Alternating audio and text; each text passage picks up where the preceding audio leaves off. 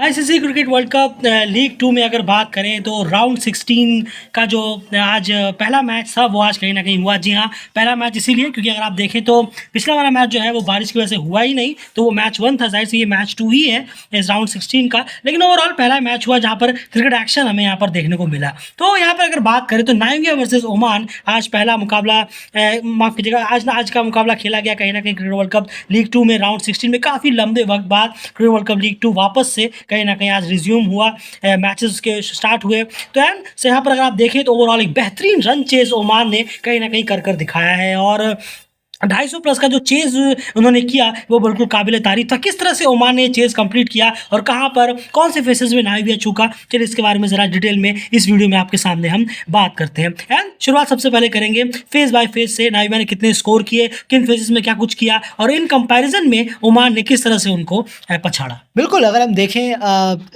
Face by face की बात करें तो 1 से 10 ओवर की बात करें तो नाइजीरिया ने 27 रन किए बिना कोई विकेट गंवाए। वहीं ओमान ने 34 रन किए 2 विकेट के नुकसान पर पहले फेस में 1 से 10 ओवर में, और ये पहला फेस नाइजीरिया के नाम रहा। रन ज़्यादा नहीं थे लेकिन विकेट नाइजीरिया ने नहीं गंवाए। वहीं मिडिल ओवर्स की बात करें 11 से 40 ओवर की तो यहाँ नामीबिया ने 143 यानी कि 143 रन किए 3 विकेट के नुकसान पर। वहीं ओमान ने इस मिडिल ओवर्स में 162 रन बनाए 3 विकेट के नुकसान पर, और ये फेस ओमान के नाम रहा। वहीं डेथ फेस की बात करें फाइनल ओवर्स की 41 to 50 तो यहाँ पर नामीबिया ने 98 रन किए 4 विकेट के नुकसान पर, और वहीं ओमान ने इस फेस में मैच भी जीता और 78 रन किए उन्होंने डेथ फेस में और सिर्फ 2 विकेट गंवाए ओमान ने अपने, और इस फेस को और इस मैच को भी ओमान जीतने में कामयाब रहा। बिल्कुल सही कहा आपने। 269 रन का चेस जब आप करने के लिए उतरते हैं और आपके पावर प्ले में 2 विकेट गिर जाएं, उसमें से 2 ऊपर के विकेट्स अगर गिर जाएं, डेफिनेटली चीज़ें आसान नहीं होती। लेकिन जिस तरह से ओमान ने उसके बाद आप देख रहे हैं फेस बाय फेस में जिस तरह से उन्होंने वापसी की वो काफ़ी शानदार रहा। मिडिल ओवर्स में, पूरे मिडिल ओवर में सिर्फ 2 विकेट गंवाए, 3 विकेट गंवाए और 162 रन कहीं ना कहीं बनाए, क्योंकि शानदार कहीं ना कहीं रन रेट था जो इस रन रेट को लेकर वो चले। और फिर डेथ फेसेस में भी कमाल का रहा जहां उन्होंने 78 रन बनाए और महज 2 विकेट गंवाए। तो ओमान ने 2 फेसेस जीते और फेस के कंपैरिजन में 2-1 से उन्होंने नाइजीरिया को कहीं ना कहीं मात दे दी। यहाँ पर क्लियरली हम देख पा रहे हैं। अब जरा कॉन्ट्रीब्यूशंस की बात कर लेते हैं। यहाँ पर अगर आप देखेंगे नाइजीरिया के लिए कॉन्ट्रीब्यूशंस की बात करें, शुरुआत मिली, बहुतों को शुरुआत मिली, लेकिन उसको बड़े इनिंग्स में तब्दील करने में नाकामयाब रहे, जो कि दूसरी तरफ से ओमान के हम्माद मिर्जा ने कहीं ना कहीं करके दिखाया, एक एग्जाम्पल सेट किया। आप पूरी लाइनअप में देखिए 43, 21 रन, मदान टूजर 21, यान फायरिंग 13, गिराट रासमस ने 54 की इनिंग जरूर खेली, बहुत इंपॉर्टेंट इनिंग खेली, वरना टीम शायद 200 पार भी नहीं कर पाती। उसके बाद स्टिन कैम्प 32, देखिए इनको भी शुरुआत नहीं दी। जेजे स्मिथ 24, जेन ग्रीन 42, डैलन लीचर 30, तो बहुत नीचे चले गए। लेकिन टॉप जो 5 आप देख रहे हैं इन सबको स्टार्ट अच्छा मिला है, सबको स्टार्ट मिला है। सबकी आप गेंदे भी देखिए उससे आपको पता चलेगा कि स्टार्ट मिला है,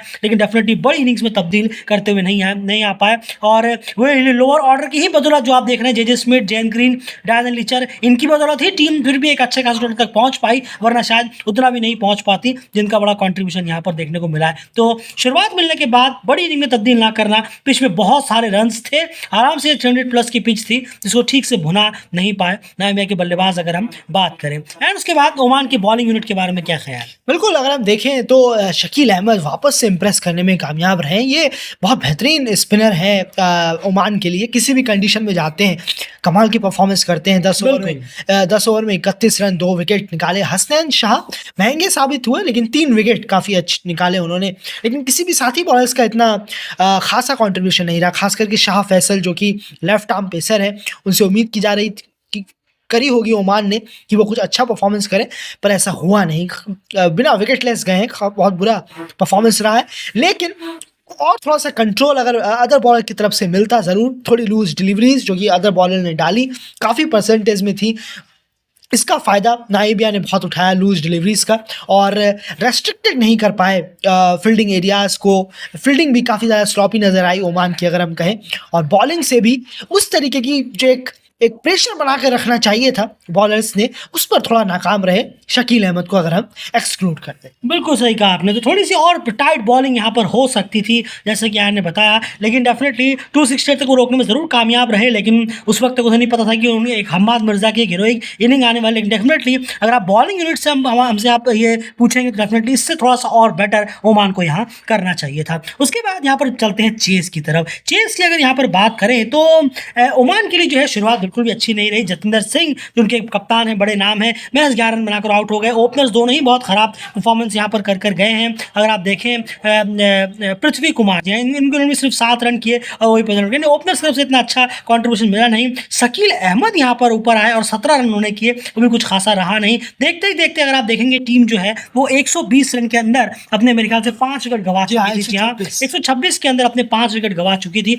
आधी टीम पवेलियन लौट चुकी थी और अभी एक बड़ा सा माइलस्टोन अभी भी तय करना बाकी था, जो कहीं ना कहीं एक बड़ा सरदर्द था। लेकिन हम्माद मिर्जा और अगर आप देखें मुजीबुर अली ने बहुत ही शानदार तरीके से यहाँ पर कोशिश की। एक पार्टनरशिप पहले इन्होंने बिल्डअप की, उसके बाद फिर वसीम अली ने नीचे जाकर एक पार्टनरशिप बिल्डअप की और इन दोनों की बदौलत टीम जो है एक बेहतरीन चेस करने में कामयाब रही। एंड हम्माद मिर्जा की इनिंग के बारे में क्या ख्याल? वाकई में शानदार इनिंग रही है। 112 रन 128 गेंदों में, और जिस तरीके से रनिंग बिटवीन द विकेट रही है उस पर ज़्यादा फोकस किया हम्माद मिर्ज़ा ने बजाय बाउंड्रीज़ के।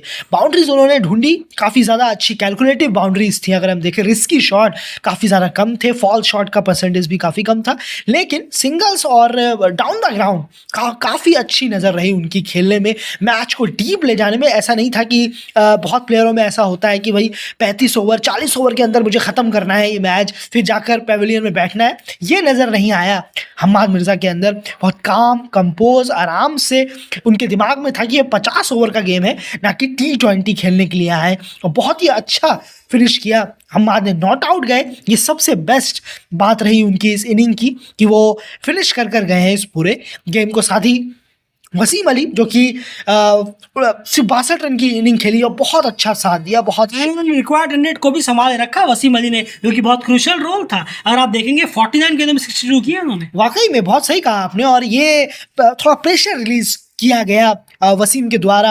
अगर हम देखें 2 छक्के भी लगाए, 3 चौके भी लगाए, 126 का स्ट्राइक रेट रहा उनका, और बहुत ज़्यादा प्रेशर जो है उन्होंने हम्माद मिर्ज़ा से लिया खुद पर, और एक बेहतरीन इनिंग उन्होंने डिलीवर की ओमान के लिए। आउटस्टैंडिंग नॉक रही हम्माद मिर्ज़ा की और वसीम अली। बिल्कुल सही कहा आपने, और डेफिनेटली इन्होंने बहुत सारे कहीं ना कहीं क्रूशियल रिकॉर्ड्स भी अपने नाम यहाँ पर किए हैं। और किस और डीपली अगर आप इस इनिंग को जानना चाहते हैं तो हमारे एस्ट्रोलिट फेसबुक पेज पे जाकर फॉलो करिए, वहाँ पर आपको इन सबसे रिलेटेड काफ़ी कंटेंट्स इस मैच से रिलेटेड मिलने वाले हैं। तो खैर उसके बाद यहाँ पर बहुत शानदार चेज यहाँ पर कंप्लीट किया ओमान ने, और बहुत इंपॉर्टेंट 2 पॉइंट्स अपनी टीम के लिए कलेक्ट किए हैं। एंड बॉलिंग डिपार्टमेंट की बात करेंगे, नामिबिया के लिए यहाँ पर अच्छा रहा। 120-26 के अंदर टीम ने 5 विकेट गंवा दिए, उसके बाद आखिर ये पार्टनरशिप तोड़ने में नाकामयाब क्यों रही, जो पार्टनरशिप 124 रन तक चली। अगर आप देखें वसीम अली और मैं बात करूं हम्माद मिर्ज़ा के बीच में। नहीं, बिल्कुल सही कहा है आपने, और इसके कुछ रीजंस हैं। अगर आप देखें जे स्मिथ का थोड़ा सा आउट ऑफ कलर होना, और जो बॉलर्स ने जो विकेट लिए हैं, मैक्स हिंगो की बात करें, जैक ब्रासील की बात करें, तो थोड़ा सा और ज़्यादा इनको रन्स की कहना होगा कि रन्स थोड़े लुटाने से बचना चाहिए था।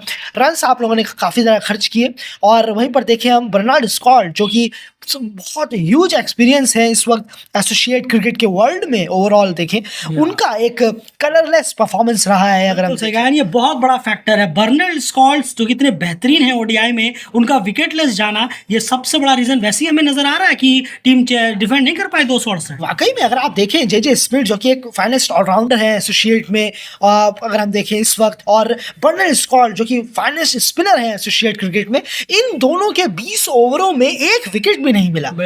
और आप जानते हैं ये जे स्मिथ नई बॉल से डाली थी इन्होंने बॉल।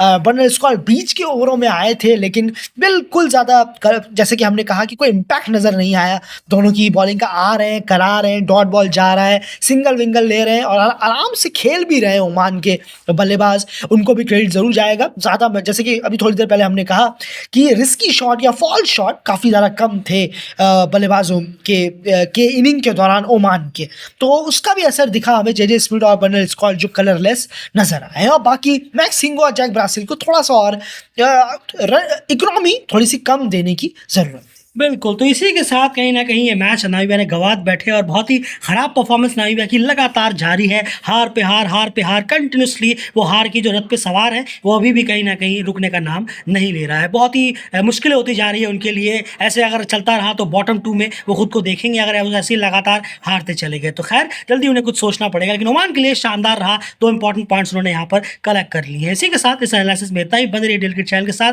चैनल को सब्सक्राइब करिए और हमारे एस्ट्रोलिट फेसबुक पेज पर जाकर फॉलो करिए। वहाँ पर आपको बहुत सारा कंटेंट इस मैथ से रिलेटेड लगातार मिलता रहेगा। फिलहाल इस वीडियो में इतना ही, बाय।